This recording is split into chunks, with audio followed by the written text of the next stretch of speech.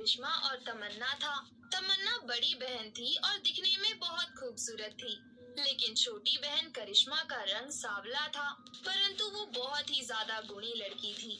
वो घर का भी सारा काम करती थी और कॉलेज में भी हमेशा अव्वल आती थी। लेकिन तमन्ना को तो अपनी खूबसूरती निहारने से फुर्सत ही नहीं रहती थी। वो हर समय आईने में अपने आप को देखकर खुश होती रहती थी।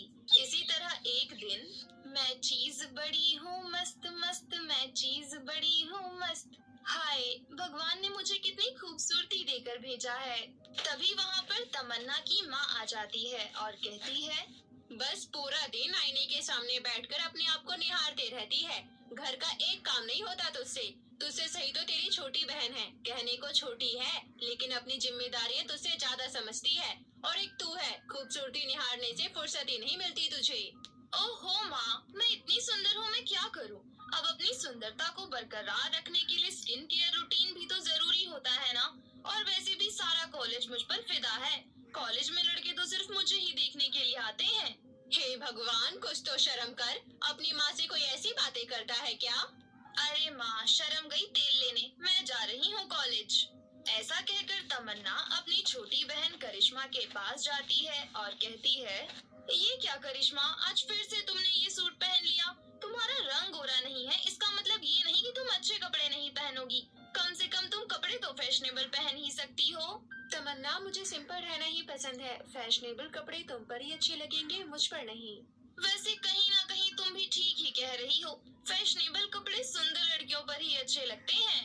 तमन्ना अक्सर करिश्मा के काले रंग को लेकर उसका मजाक बनाया करती थी, लेकिन करिश्मा कभी भी इस बात का बुरा नहीं मानती थी। इसी तरह एक दिन करिश्मा और तमन्ना अपनी एक सहेली की शादी में जाती हैं। तमन्ना आराम से शादी एंजॉय कर रही थी, लेकिन वहीं करिश्मा अपनी सहेली के माता पिता का काम में हाथ बटा रही थी।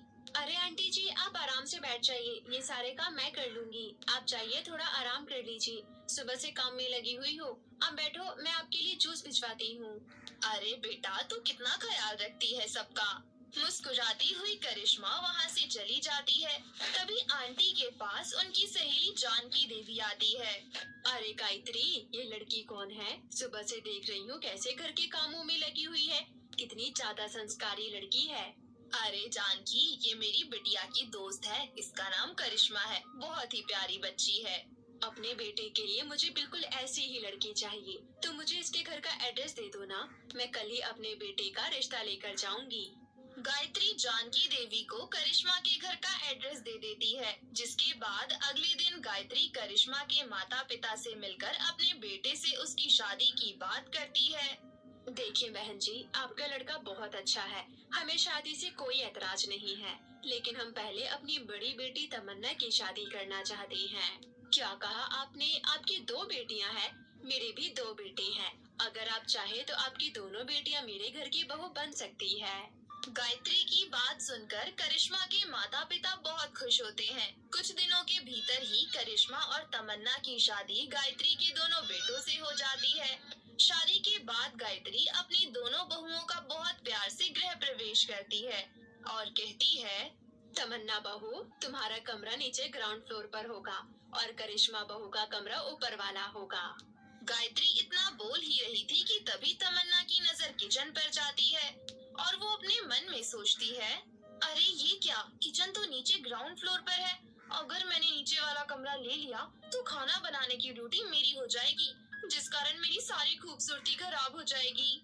सोचते सोचते तमन्ना के दिमाग में एक आइडिया आता है और वो अपनी सासू माँ से कहती है, सासू माँ, मेरा हमेशा से सपना था कि मैं शादी के बाद फर्स्ट फ्लोर पर रहूं, क्योंकि शादी से पहले भी मेरा कमरा ग्राउंड फ्लोर पर ही था। तमन्ना की बात सुनकर उसकी सासू माँ हंसने लगती है और कहती है, क्यों नहीं बहू, दोनों कमरे एक जैसे हैं, तुझे जिसमें रहना है रह ले। शादी के बाद करिश्मा ने पूरे घर की जिम्मेदारी उठा ली थी। वो घर का सारा काम अकेले ही करती थी, क्योंकि तमन्ना हर वक्त अपने कमरे में ही पड़ी रहती थी।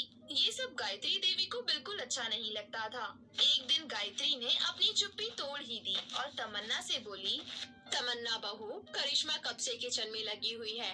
पूरा टाइम वो घर का काम ही करती रह जाती है और एक तुम हो अपने कमरे से ही बहुत कम निकलती हो ताकि तुम्हें कोई काम ना करना पड़े। अभी जाकर करिश्मा का काम